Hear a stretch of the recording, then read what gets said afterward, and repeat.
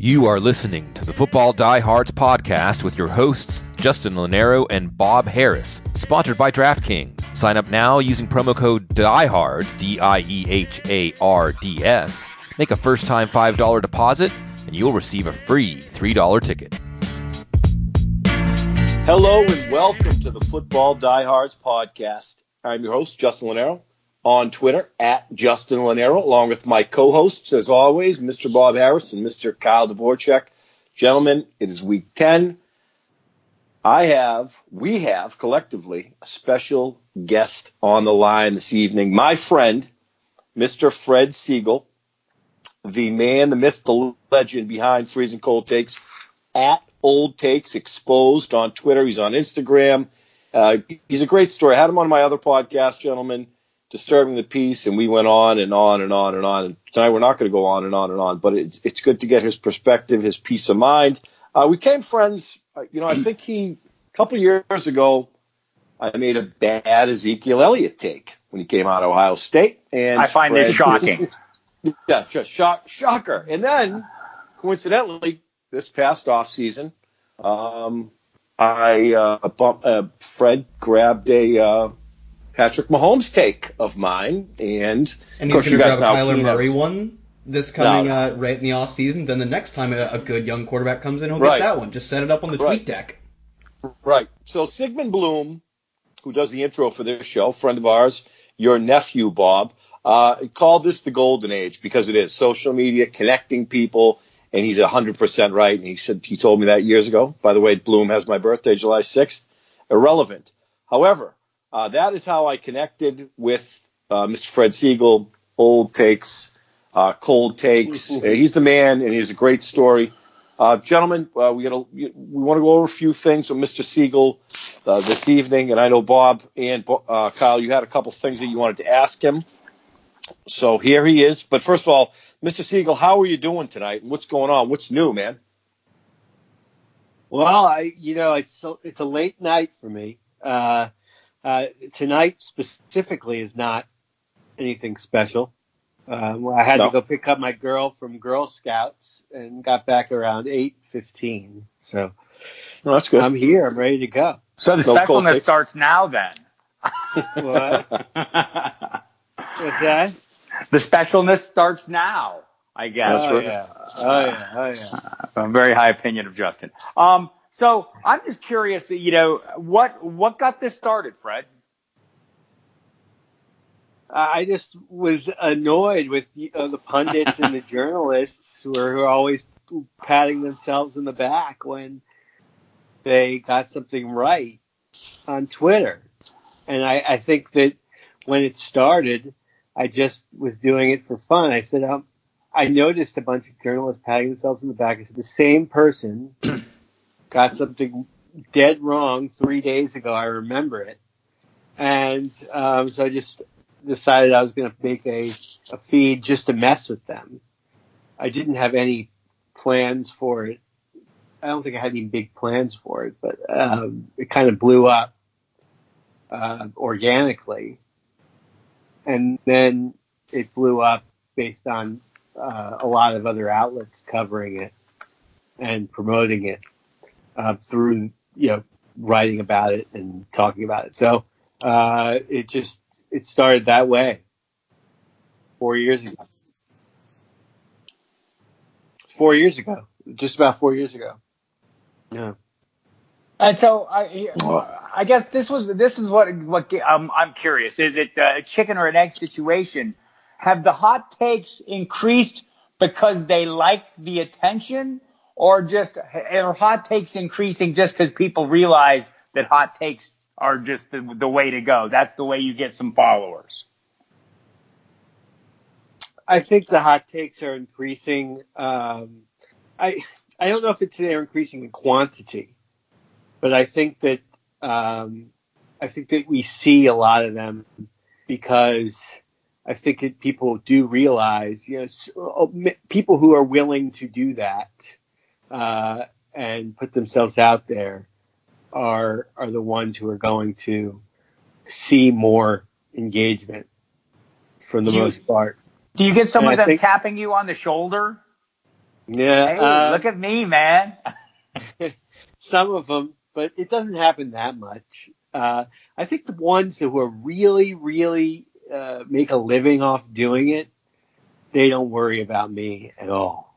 I don't think that I think they understand that it's not just me, but everybody are just going to be throwing everything that they say back in their face.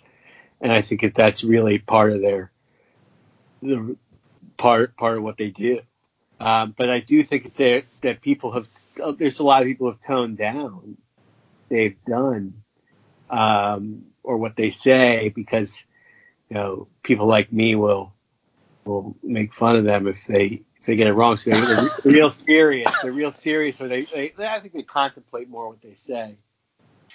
A lot of people don't care. Right.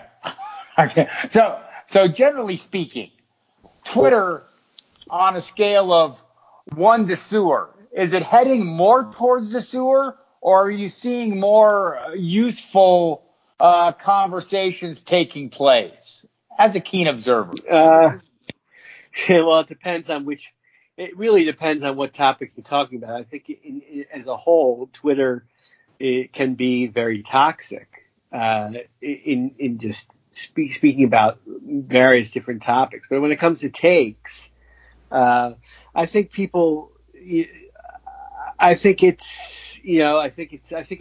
there's less quantity of hot takes throughout Twitter as there used to be in terms of sports. Yeah, do you think that is like a factor of it being more accessible to find people's bad takes, or people getting smarter?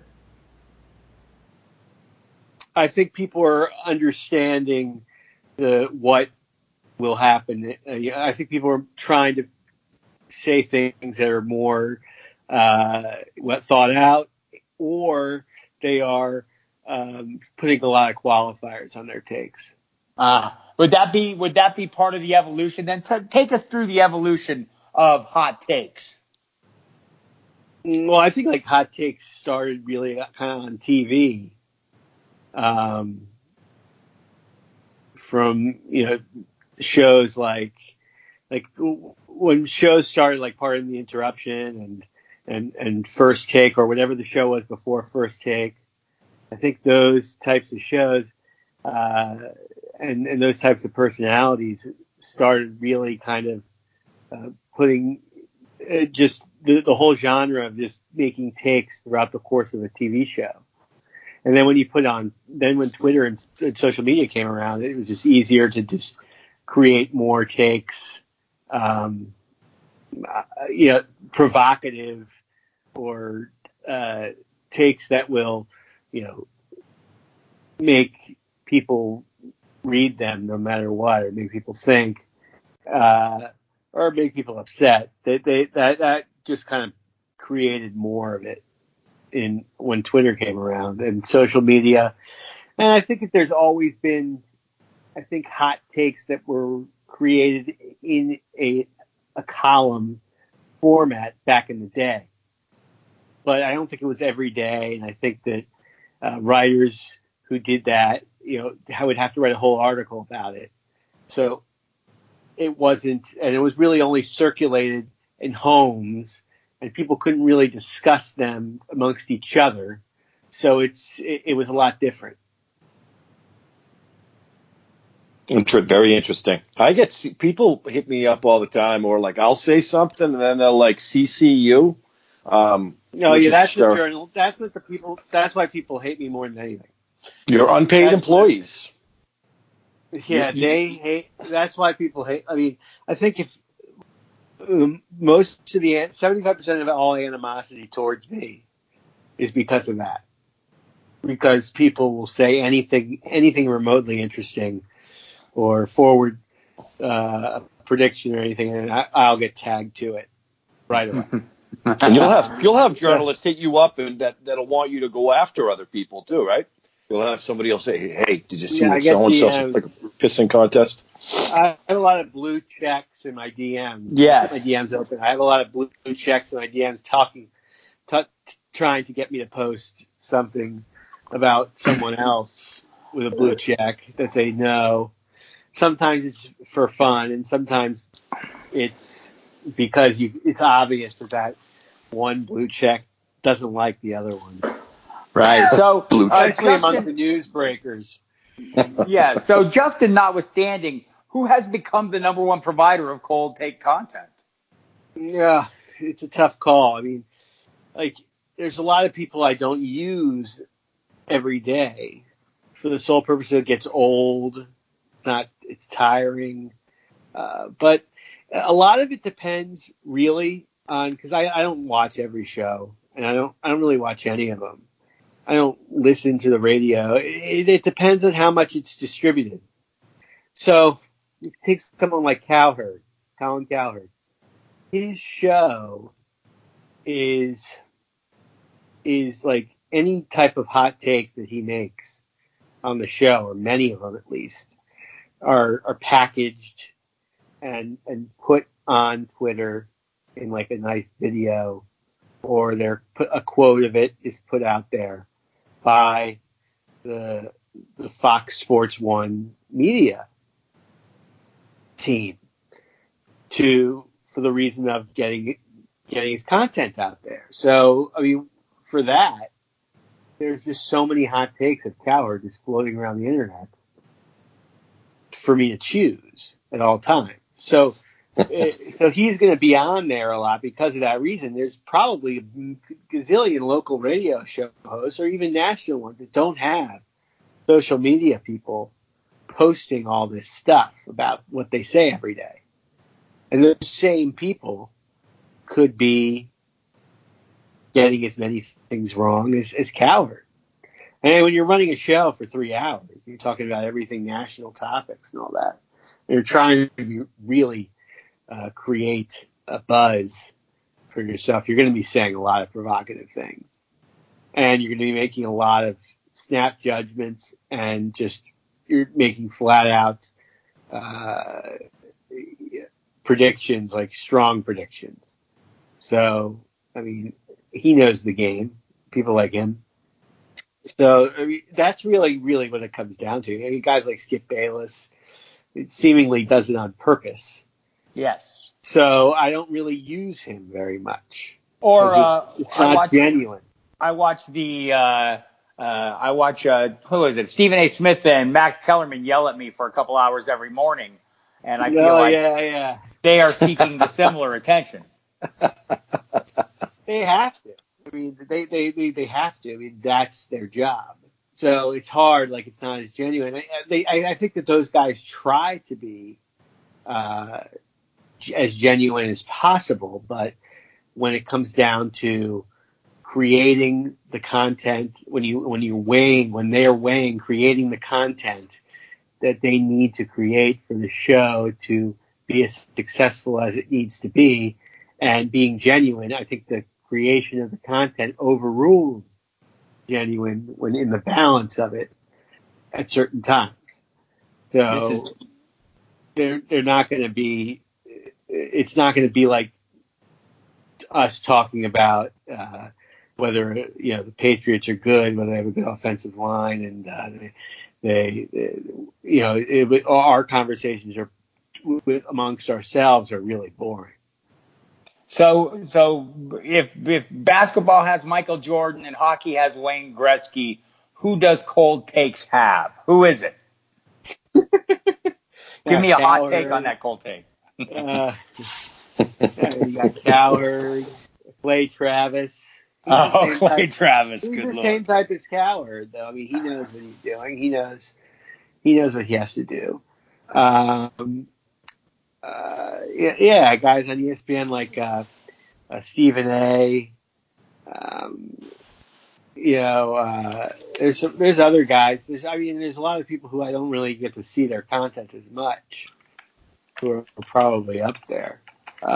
There's a guy on CBS, Adam Shine. Oh yeah. He's very provocative. He's very strong. Yeah. He'll just he doesn't really just have anything nuanced. It's just fire this guy. Or, immediately. Does Nick Wright rise to the level, or is he just a junior?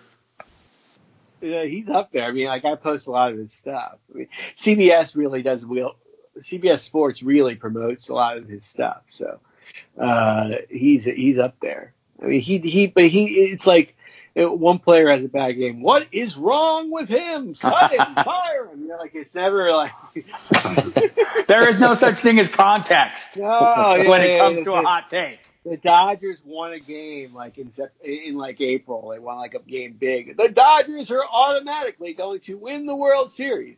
End it now. It's like his entire world happens in a vacuum. Right. Yeah, and that's his thing. But they don't have their own shows because they're being extra analytical. That is true. they have shticks. Cool. Yeah. Good stuff. Well, we appreciate you coming on tonight, man. It's you're quite a story. You're quite a man. You know, this is a passion of yours. You're able to stay home. You're a remarkable guy behind the key. A lot of people fear you, Freddie. A lot of people fear you, and nobody. And it's I see it all the time, whether it's Instagram or Twitter. It's you say something, you're wrong, and you're like the go-to. Like, it's mostly Justin who fears you, but yeah, no, not so. He does. I don't think he cares very much. No, I've already been zapped a couple. I've been zapped a couple times. Mahomes one. I don't think Mahomes is going to have a good season. I wouldn't take him. No, that's because of these two. They I jumped on their bandwagon. They weren't keen on Mahomes last year. So ranking the fantasy seasons of all time? What was Mahomes' season 2018? It was slightly fantasy season in the history of fantasy. Slightly behind the Patriots' defensive season right now. There's your hot take, Fred. The greatest point production season in the history of fantasy was that Mahomes last year. Yeah. I think so. He's laughing. I said he was going to be outside the top 12. You know, it was just interesting that the whole he wasn't. No, I swung and missed on that one. But hey, we'll get it back. Freddie, hey, this was good having you on. Why don't we have you on again soon? It was love to have you kick around and talk football, but you sound tired and busy day. Well, I don't really fantasy for me. Fantasy for you. I'm a terrible fantasy player. I don't even play. Well, then I need you in my league. I'd be the guy who forgets to change his lineup. Perfect. It was nice meeting you, Fred. Appreciate the time, man. All right. Thanks, guys. Anytime. All right. Have a good night, Freddie. All right. That was pretty fascinating. I keep an even keel on the Twitters and the social medias because I don't want the kind of attention that Justin craves. Kyle, he's kind of in the middle of us three. His takes are hot, but usually correct. So I don't know, Justin. How do you feel about being the only one of us who's been cold-taked? I think you got to swing. Shooters shoot, and I've connected. In fact, if we're going to talk about connections, I've had some connections, but very high on Austin Hooper. TE4, tight end 4 in the Draft Book magazine this year. He's sitting at TE1. Oh, is that what we're going to do right now? Is that really what we're going to do? We're going to talk about which tight end 4 is you picked this tight end. What? He's a good guy, and it was great having him on. We'll have him again. It was. Sure. Well, let's jump into some news real quickly. We'll get through the news so we can jump right into the DFS picks. It's a kind of a limited slate. It's Bye-Mageddon, everybody. Got 6 teams on bye. Everyone loves that. Not great. Not a great situation. You got Denver, Houston, Jacksonville. Who else? New England. That hurts me. That defense being down. Philadelphia Eagles and Washington Redskins, who some would argue have been on bye all season long. Some of the bye news that we do know. Nick Foles will return as the quarterback of record. The starting quarterback moves ahead of Gardner Minshew. Gardner, we loved you. We hardly knew you. We're sorry to see you go. Cam Newton placed on injured reserve today. His season essentially over. No reason to believe you'll see him at any point this year. Jacoby Brissett, nursing a sore knee, hopes to play this week, not ruled out. Le'Veon Bell has a knee issue, seems to be minor. Looks like we'll get David Johnson back, but we're all going to have to wonder what the timeshare is going to be with one Kenyon Drake. Maybe we'll get into that in the DFS segment. And Ronald Jones, a thrilling development. There's a starting running back in Tampa Bay. Wait, there always has been. They're just not very good. They throw the ball a lot there. Right. And Josh Gordon has passed his physical with the Seahawks. We'll move into the lineup to some degree. My expectations are not high. Maybe yours are higher. Perhaps we'll discuss him at some point during tonight's rambling conversation. But let's get started with the DFS slate, fellows. I'll start with you, Justin, with the quarterback position. Tell me where to go. Well, if you're paying up, you're going to have to pay for Lamar Jackson against a atrocious Bengals team. 7,300. I don't feel obligated to pay up for Lamar Jackson, but of course, with his rushing equity against the Cincinnati Bengals, it's a dreamy spot. There are some options in the middle tier. I think we can, unfortunately, as bad as Jameis Winston is, and I think we can say that he's bad, he gets a scrumptious matchup at home against the Arizona Cardinals, haven't been able to stop anybody. We love the weaponry around Jameis Winston with Mike Evans, Chris Godwin, and I think you just mentioned Ronald Jones. They're going to have some semblance of stability in the backfield. So, and as far as tournaments, I could see myself using Aaron Rodgers at home against the Carolina Panthers. 6,600 for Aaron Rodgers seems cheap. We know what he can do. We saw him light up the Raiders at home a couple weeks ago. He gets the Carolina Panthers at home. I could go there. So tonight, it's going to be Jameis Winston, maybe. It's only Tuesday, 6,800. I love Drew Brees at home against the Falcons in divisional matchup. He's back, and vintage Drew Brees we're seeing. So Rodgers, Brees, Winston for me this week. I don't find myself paying down at all. Kyle, if you have a pivot from those fellows, go on with it, and then dive into the running back selection if you would. Yeah, for me, if I'm paying down, I'm looking to go all the way down to Ryan Tannehill, who I, much like Justin with Jameis Winston, I'm convinced Ryan Tannehill's a bad quarterback because we had 6 seasons of him in Miami throwing very few touchdowns relative to league average. But on the upside, or I guess not so much, threw a lot of picks and took a lot of sacks. So he's not that good. Like, he's definitively not good, but he's played well in his starts for Tennessee, and he gets one of the best matchups you can hope for in Kansas City. And regardless of like if their defense, like they've shown to generate a decent amount of sacks, you just expect Tannehill is probably going to set like a season high, which I know he's only played a few games, but he'll probably set a season high for Titans quarterbacks and pass attempts because if Patrick Mahomes does come back, which it looks like he's on pace to this week, they're just going to have to throw so much just to, like, not even stay in this game. They don't really have a chance against the Chiefs, in my opinion. But to even come close, or at least if you just want to try and keep up, you throw a ton of passes against the Chiefs. It's just what you do. So Tannehill, especially with his rushing equity, I think he's got 3 or 4 carries in all of his starts. And last week he finally had the kind of rushing game you expect from a former quarterback. I think he ran for 38 yards and scored once. So, I think he's probably the best way to pay down. I agree with Justin on Lamar Jackson. I think one other player, if you're paying a bit up for, Kyler Murray. We've seen his ceiling games before, has like a 30-point ceiling. He gets Tampa Bay, who I think this game is going to be one of the highest scoring games of the slate. And I think you can attack this game in a lot of different ways. I think Kyler Murray would be the way to start off, given that we saw Jameis Winston pop off last week. But Kyler Murray has that same sort of ceiling. So I think running it with Kyler Murray, a pass catcher, and then running it with Tampa Bay pass catchers is probably how I would choose to attack that game. Who's the pass catcher, Kyle? Putting you on the spot. Who's your Cardinals pass catcher? Kirk. I don't think he had a good game last week, but he's had like multiple games of double-digit targets, and he hasn't even played all season. And just Larry Fitzgerald's, like, his ceiling is so incredibly capped at this point. He's a low ADOT guy who's not getting really many red zone looks. I don't think he's scored since like the first 3 weeks. I can't imagine playing Larry Fitzgerald. The amount of I don't know, you just have to play it so safe to play Larry Fitzgerald and just have no upside. So for me, it's easily Christian Kirk. I think it'll be interesting to see what David Johnson's ownership looks like too, because he's going to be super low owned. I think would be my guess at least. This is the end. Any dissent from that, Justin, before you delve into the wide receiver position? Well, I would love to talk about running backs. Go ahead. I said any dissent. Tell me. Pivot. Okay. Why don't you listen away? This is the problem with you kids today. You never listen when the grown-ups are speaking. Okay, All right. go ahead. Okay, so look, 10-5 seems an awful lot for Christian McCaffrey, and I did not play him last week. Unfortunately, I had him 90% of the week and got off him. But is 10-5 enough, or too much, I should say? Maybe, maybe not. And that's a gamble, but I think you have to play him at this point.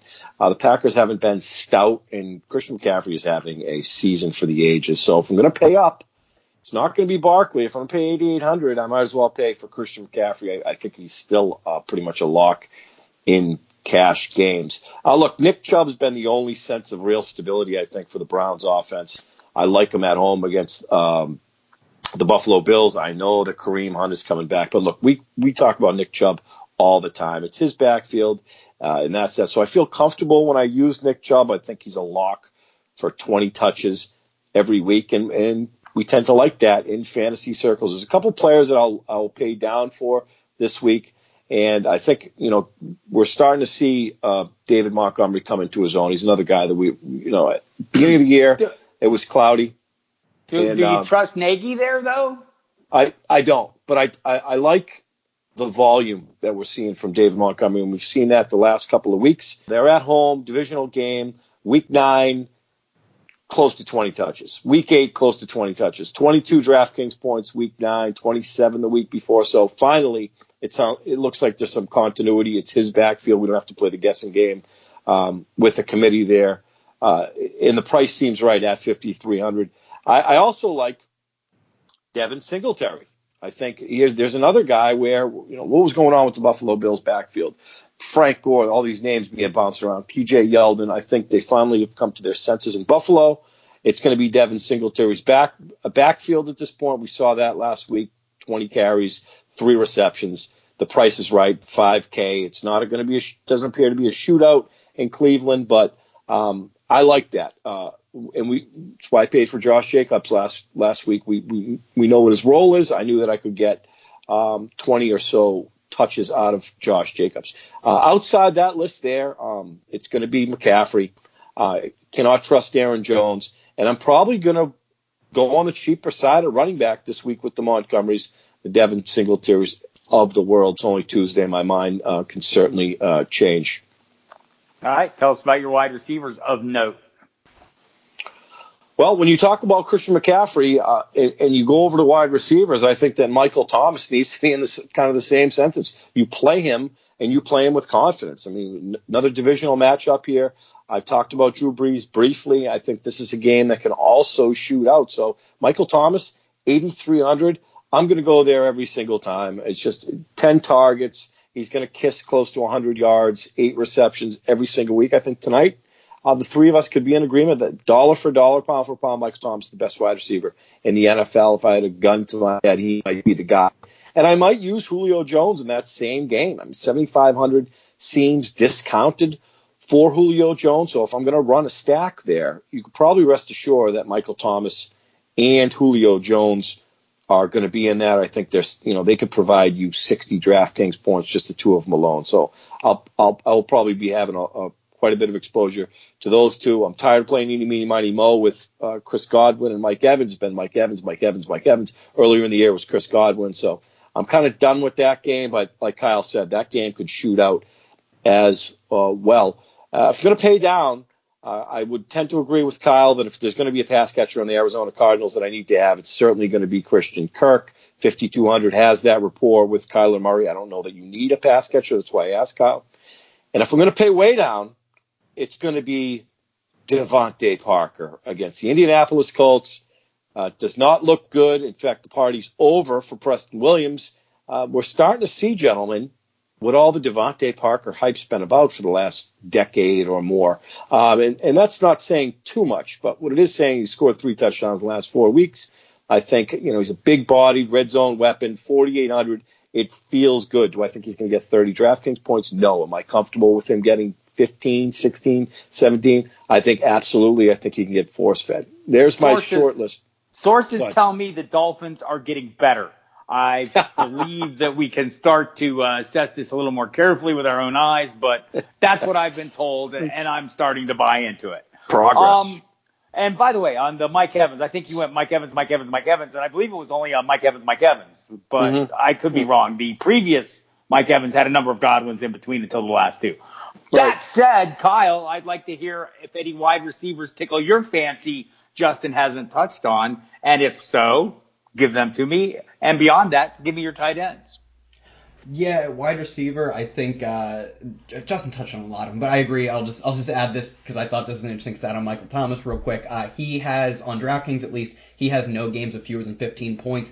McCaffrey, Leonard Fournette, and Dalvin Cook all have at least a game of fewer than 15 points. Like, he kind of breaks the mold in what we think of as a floor for receivers. So moving on from that, for me, I think Marquise Brown, we saw him, I think he played like 40 of 70 snaps, which is right around his average for the season. He stepped basically back into the role that he had been playing all season when he was healthy.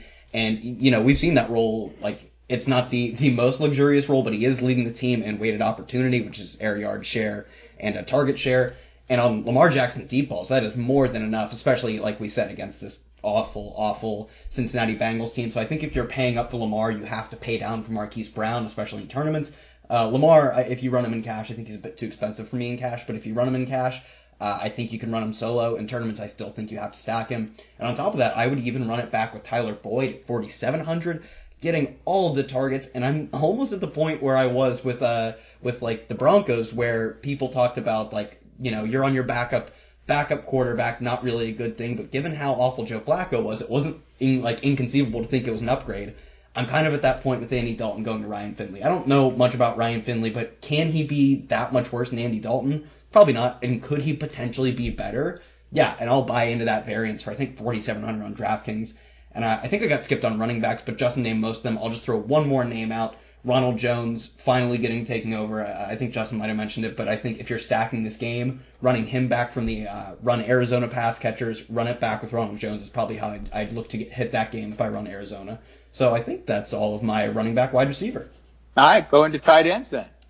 Tight ends, Justin mentioned Devontae Parker with Preston Williams out. I think another way to attack that situation is Mike Gesicki finally getting like a significant role in this offense after a slower start to the season and and also an awful start, like just a non-existent start to his NFL career last year. But in the past 4 weeks, he's got 20 targets, I believe, and he's like number 3 in that same time span in air yards. He's getting it's basically like Noah Fant-esque, where not getting a ton of targets, but the depth of target he's getting for a tight end gives him a really, really high upside. And obviously, we saw Fant capitalize on that last week. For the same reason, I'll be doing that with Gesicki, and I think you can also run it back with some of the pass catchers on the other side. Jack Doyle at 3,600 is a good option with Paris Campbell out, with T.Y. Hilton out. He's going to play all the snaps. He played like 70-some% of the snaps last week, and he's clearly their tight end one, if you want to call it that, just because he's on the field so much more than Eric Ebron. Like we saw it in the first 4 weeks of last year, happening again this year. If you're playing a tight end in Indy, you have to play Jack Doyle. So that's who I'd look to. Paying up Travis Kelce at 6,400 is probably a little bit cheap, assuming they get Mahomes back. That's probably the 3 places I would look. And Justin, you at the tight end position. Well, we know that mediocrity is bleak, and it gets worse as the season goes on. So it's not going to be a week where I'm going to screw around and dive deep. I mean, Jack Doyle was the play last week. He got in at Pittsburgh, paid off his $3K salary, and we've seen a little flashes of Juju Smith, but you're really gambling when you do pay way, way down for some of these guys because they can hurt you. Zach Ertz was also the play last week. He was discounted. I feel like Travis Kelce is discounted at 6,400. And, you know, I'm not a guy that even in season-long leagues that goes out of my way to grab a Kelce late round 1, round 2. I mean, I tend to wait on the Austin Hoopers of the world, and they usually find their way into fantasy relevance. So I could see myself having some Travis Kelce exposure this week. I think Kyle's right. They might blow the top off of Tennessee. He is discounted and probably underpriced. I talked about stacking that Atlanta Falcons game with the Saints. I think it's, you know, the Saints, the Atlanta Falcons have made Austin Hooper a large part of their offense. He's getting 7-8 targets every single week, 5,500. I think he's a sure shot to get between 15 and 20 DraftKings points this week. That's about as deep as my list goes. And I will say this: if there's one more tight end that I have to have, and I'm going to spend 7K plus for Lamar Jackson, I think the one guy that's showed any bit of consistency, and I'm saying that lightly with Lamar Jackson, has been Mark Andrews. It's been spotty, but he's still getting between 7-8 targets every week. I knew last week the Pats kind of took him out of the game and they used multiple tight ends. But it will be Andrews 5,200 with Lamar Jackson. I think he's warranted in a Jackson stack. Justin, any truth to the rumor that you ranked Austin Hooper quite highly? Tight end 4. And he's tight end 1. So again, that's right. Come up a little short. It's a sea of mediocrity. So I felt as though I could take Call a Fred. shot. Justin said 4, and he's 1. That's right. Way to go, Justin. Yeah, that's right. How do you feel about defenses this week, Justin? Shooters keep shooting. The first team that caught my eye last week is the same team that's catching my eye this week, and predicated on the price. And it was the Pittsburgh Steelers at home. This is a fast Mike Tomlin defense. You look at the last 5-6 weeks. I mean, they have had double-digit fantasy points every single week since week 2. 11, 19, 11, 14, 13, 19. I get it. The Rams are coming to town. Might be without Brandon Cooks. This is not a Rams offense that I think that we saw last year. I think there's something a little different. There are variables why I would do this. One being the price. 2 being there at home, and I think there's probably going to be some points scored and a lot of plays ran. And with that, there's turnovers come. So I cannot envision the Rams going to Heinz Field and pounding on the Pittsburgh Steelers. So it's the Pittsburgh Steelers for me tonight. I've gotten away from getting too cute from defenses. It can hurt you. Again, it's only Tuesday night. I tend to like home defenses. And it's usually a place that I'm saving money unless I'm spending up for the Niners, which I do periodically, but mostly it's been the Pats in 2019. Kyle? Yeah, at defense, if I'm not playing Devin Singletary, which seems unlikely, I actually think the Cleveland defense is just underpriced for having one of the best pass rushers in the league in Myles Garrett and getting to face Josh Allen, incredibly turnover prone. At 2,500, it's just good value. But given that I'm running Singletary, I'd probably only do that in tournaments that I run back with Chubb, who I think Justin talked about as a solid play. Outside of that, I think another one I want to look at is the Giants defense, because I just want to play anyone against the Jets. They're a very bad offense, and I like to attack bad offenses, especially at a not crazy price at 2,800. So I think my defensive core plays are going to be pretty tight. I guess if I want to fade the Tampa Bay versus Cardinals game, both those defenses are good options just because of how sack-prone Kyler Murray is and how turnover-prone Jameis Winston is. That's another one where it's only in a specific scenario when I fade that game to stack something else. Fascinating. All right, well, I think we've learned a fair amount. We've learned about the freezing cold takes. Fred was great, Justin. Nicely done. Like the picks nice tonight. Guy. I've been sitting here taking notes as I prepare to, start setting my lineups later in the week. And I think it's some interesting matchups, and I'll look forward to playing them all. In the meantime, you should hit the website.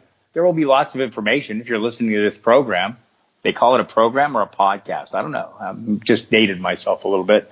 But hit the website. Articles by Justin, myself, Kyle, live video every Wednesday night and Sunday morning with Kyle and Bobby Gomes, the DraftKings Millionaire Maker winner.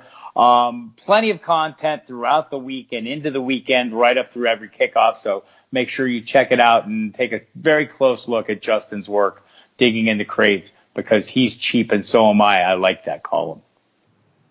That's right. Well, thanks.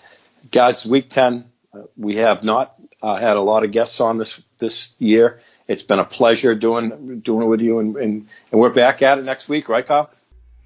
Yeah, I would hope so. I hope everyone is back next week. Although if I keep playing John Brown and he keeps not scoring, you and me both next week. Yeah. But I have an addiction. There is no cure. That's the type of player he is, guys. That's the type of player he is. I mean, you're not going to get. He's a home run hitter, Deshaun Jackson-esque, not quite Deshaun Jackson, but it's maybe you're faster. Gambling. Maybe everybody, probably as fast as anybody on any football field not named Tyreek Hill will ever be. True. And 22.6 miles an hour, I believe it was, on that 91-yard Damian Williams run where he ran him down and surpassed him. Well done him. Tyreek Hill, and well done us. Great show, you guys. Appreciate the effort. For everybody, you can catch us next week. Of course, you can catch my live streams with Bobby Gomez. What will this be? If you're listening to this on Wednesday at 8:15, if not, you can catch them Sunday morning 9 a.m. For everybody on the show, for myself at Kyle Tweets here, for Justin Lonero at Justin Lonero, and Bob at Football Die Hard. Thanks for tuning in, and we will catch you next week.